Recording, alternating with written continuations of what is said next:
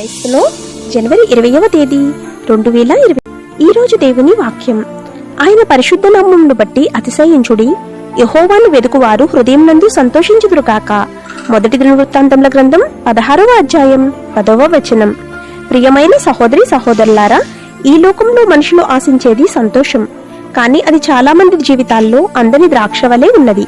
ఎందుకంటే నిజమైన సంతోషం ఒక్క క్రీస్తునందు తప్ప మరి ఏ చోట మనం కనుగొనలేము. లోకము అనేక సంతోషాలను అందించును, కానీ అవి శాశ్వతమైన సంతోషాలను ఇవ్వలేదు. దేవుని వాక్యంలో మరియు ఆయన సన్నిధిలో ఎంతో సంతోషం కలదు.